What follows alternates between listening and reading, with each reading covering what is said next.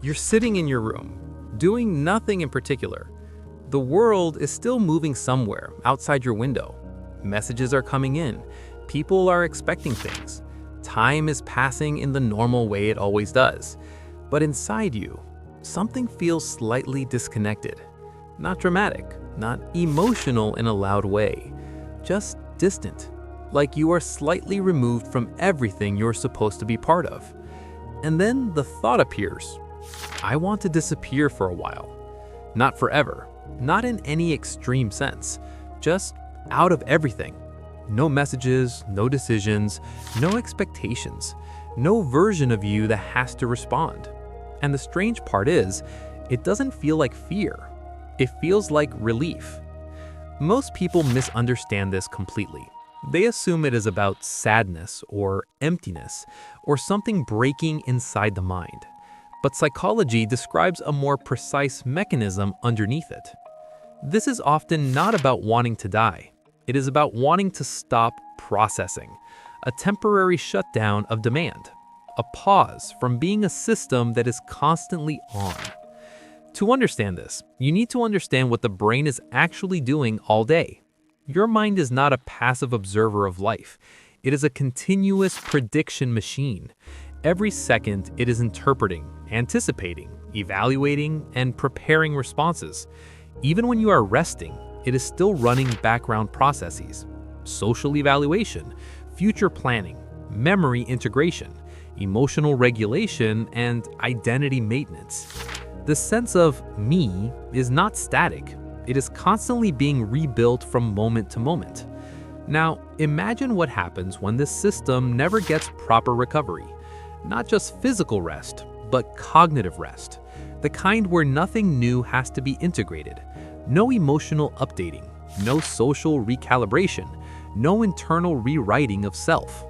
When that recovery is missing for too long, the system does something very important. It reduces engagement, not with the world first, but with the self. This is where the feeling begins to shift. You are still functioning, you are still aware, but something inside you is slightly dimmer. Not gone, just less available, less emotionally involved, less internally responsive. And that reduction creates a strange sensation, as if you are present, but not fully participating in being present. Psychology often refers to this as emotional detachment under sustained cognitive load. It is not a personality trait. It is not an identity change. It is a regulation response. The nervous system lowering intensity to prevent overload. Because the system always prioritizes survival over experience quality. Now here's where the disappearing thought becomes interesting. The brain does not generate random ideas without function. Even strange thoughts are usually structured responses to internal states.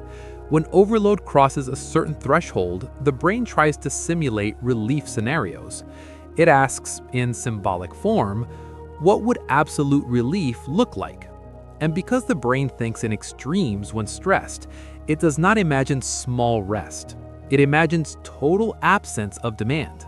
No input, no responsibility, no awareness of being pulled in any direction.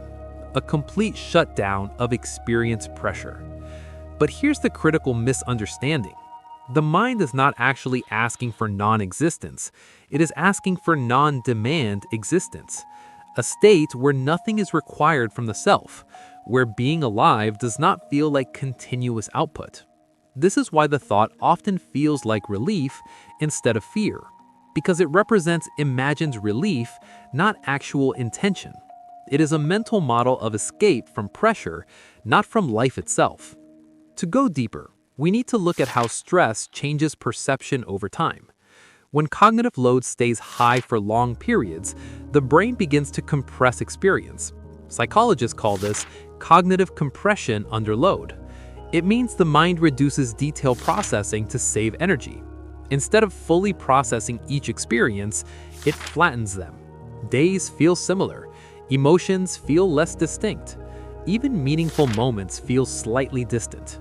Not because meaning is gone, but because resolution is reduced.